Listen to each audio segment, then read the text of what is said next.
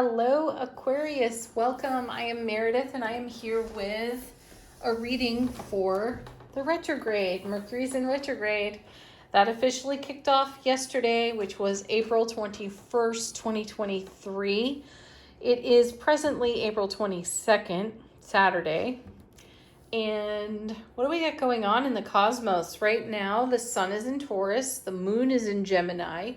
On Thursday the 20th, we had a new moon solar eclipse in the sign of Aries, and then everything shifted into this beautiful retrograde. So what we're tuning into is how the retrograde blesses us, because I don't know about you, I'm a little weary of hearing, oh, it's Mercury retrograde. Wah! How about we focus on some of the blessings that the retrograde can bring? That's the tone of this reading. We're using the Witch's Tarot, and we'll be using some other oracle decks as well as we go along. So your first card is the Six of Pentacles. You are balancing the scales for yourself, Aquarius. Your focus is quite likely on reciprocity. And that's what this particular six is all about. It's generosity, reciprocity, investing in what grows in your life, what rewards you. When you reward something with your beautiful life force energy, how are you being met? You have a very keen eye for this right now. You really want to spend your energy in places where you are met equally. Let's see what comes with it. Knight of Wands. Knights move energy between cards. This knight has a bit of a reputation. He's called the player. I actually find that this particular knight is a little bit distracted. He's swift. He's my ADD knight. Sparkly things draw his attention, and that might be where you're at right now. You may be taking a look at things that really draw your attention and moving with passion and excited anticipation into what is getting your attention right now because of this six that's right here. The six is, as I said, about generosity, reciprocity. You're attracted to this in the now moment, and you want to make sure that you're spending time with people and in places that are very rewarding. So you might find that during the retrograde, you're kind of jumping all over the place.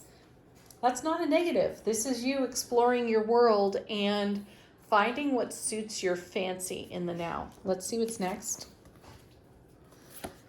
Yes, you're focused on your happiness because here's the Sun, the happiest card in tarot, and a major arcana card. So that means that the major arcanas have a longer time period on them. So my feeling here is that you've come out of the winter months into spring, and I feel like you're expressing your spring fever. You're focused on what really rewards and fulfills you. Here I come back again at that six. And with this knight, he's very gregarious, extremely passionate, which is why he's got a reputation. This knight is also known to be very charming. And so this may be how you're feeling. You're feeling full of excited anticipation. You want to bring your wonderful charm out into the world, and you want to connect with people who meet you where you are at. And with the Sun comes the Emperor. Beautiful energy there, Aries fire. The Emperor is called the know-it-all. You have a lot of experience, you have a lot of knowledge, and you're in the mood to exercise that knowledge. You may be feeling guided to dive deep into projects. You may also feel like, what I'm getting from my guides is you're interested in your education, you're self-educating on a topic, or maybe more than one, and it's perhaps something that you could not pay attention to before. Like you'd fall asleep with a book open because it was so dry. You're like, oh, I can't possibly take in any more information. And now the atmosphere is supportive of you cracking the book and you're staying with it because it's satisfying some level of curiosity that leads into the fulfillment and development, or development and fulfillment of some of the ideas and inspirations that you're passionately cultivating within. Next. Look at this. Now the Empress. Ooh. The Emperor and the Empress, the mother and father of tarot. They are the top of tarot. You go no higher than these two. They are all four kings and all four queens rolled into these individual beings, and they are a matched set. They are divine counterparts. So there may be something about a connection within your own self-relationship that has you desiring to know more, to learn more, so that you can do more. So that may be the purpose of the Emperor and the Empress showing up together. Also, though, with the Sun here, you've got brilliant clarity, lots of happiness and joy, celebration in that card as well, a very gregarious night. There may be something on the relationship level in the love realm for you where your divine counterpart has shown up and you are super, super excited about life. And it's someone who is also generous and all about reciprocity. They love to meet you where you are at. They don't feel that one gives more than the other. You give equally and you give joyfully to one another. So you may be finding yourself in really unique relationship situations that are shaking out in a very fulfilling way. Let's see what's next. Eight of Wands. Beautiful card. This is swift moving energy. Here again, I'm getting that feeling of Aquarius having spring fever and you're just like busting at the seams to get out and go do the things that really bring you joy and happiness and fulfillment. And the Eight of Wands here, swift moving energy, communication incoming. There's education on this card as well. So you're receiving information you did not previously have before. I feel that that's backing up the message that I'm getting over here with the Emperor and the Empress as well. And in ancient tarot, this is considered a marriage card. So you may be entertaining the idea of marriage or union with your divine beloved. How exciting is that? And coming with this eight is another eight. It's the Eight of Cups. So there's some sort of movement taking place here. The Eight of Cups is a journey card. It's also the eclipse card for me in tarot. And it speaks to being in really good circumstances, but moving into even better circumstances. So there is some sort of divine union taking place, whether that's you in your education, oh my goodness, I have hiccups. You in your education, you in relationship, or you in relationship to yourself. You are garnering your gains. You are taking a look at your resources, and you are adding to your current life situation by getting more education and going after a dream, or you are in the process of unifying some energies, like coming together in a divine union with a divine beloved. That may be happening for you at this time. Or while you are navigating the retrograde, these are the energies that are taking shape behind the scenes for you. And you may not necessarily have evidence for it in the now moment, though as you look back in hindsight beyond May 14th on this time while Mercury was retrograde, you'll see how energies were weaving together for the kind of harmony, balance, and celebration that you're cultivating in your heart right now. Let's take a look at what's on the bottom of the deck. First card, Page of Pentacles. Yeah, see, this is again investing in something that's growing, and this is a learning process. Pages are students. I also see them as scouts. I see them as signs and synchronicities that show up in our everyday world that give us encouragement and inspiration to keep going with what we are cultivating in our heart space. Then we have the Eight of Swords. This is your third eight showing up in the reading. So the number 8 may be very important to you at this time. Look for number sequences that contain the number 8, and understand that that is a sign for you that you are on the path you are meant to be on. You are fulfilling your destiny. So in the 8 of Swords here, we're freeing ourselves from some mental trap. And again, this might not become clear to you until you're on the other side of the retrograde. But you're letting something go. You're definitely moving on in a unified way to a greater life experience of fulfillment. And you have the 3 of Cups. This looks very much like a marriage card to me right now as I stare at it. And it confirms this 8 of Wands and the energy that I'm picking up between the Emperor and the Empress showing in the reading. There is something about relationship here that is of great focus and importance to you at this time. Then we have the 4 of Swords. Love this card. Super stable energy there with the 4. This is a card of rest, relaxation, and I feel that that may be the advice you're being given.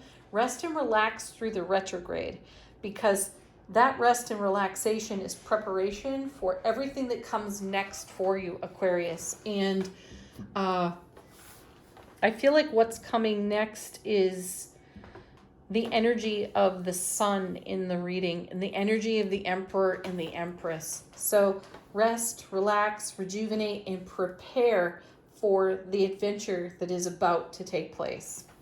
We're going to move on now into the Tea Leaf Oracle. We're going to ask the Tea Leaf Oracle what else it has to offer to you through the retrograde, what energies are worthy of your consideration. Your first card, we've got dogs. Getting together with friends. What a great way to rest and relax. Surround yourself with your besties and enjoy their company. Okay. Next we have love. See, there are matters of the heart being sorted here. I'm getting a message that might be specific to just a few of you. And if you're familiar with this channel, you know I don't necessarily focus too much on love relationship information because, you know, we can only be met in the way that we show up. So the best love we ever give is the love we give ourselves. And that's where I put the focus. Though as I see this card, I feel like you may be presently experiencing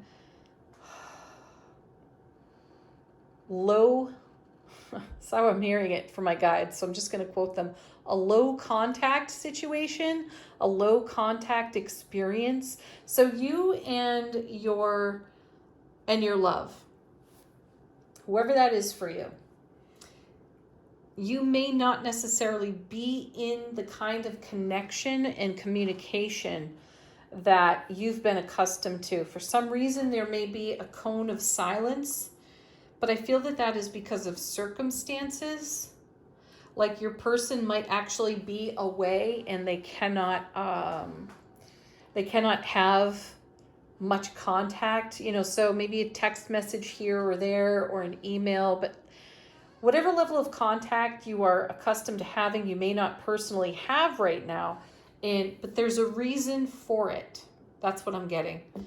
And that's about to shift and change, and it'll be much better on the other side of the retrograde. Again, that concludes on the 14th of May. Okay, next we have carriage,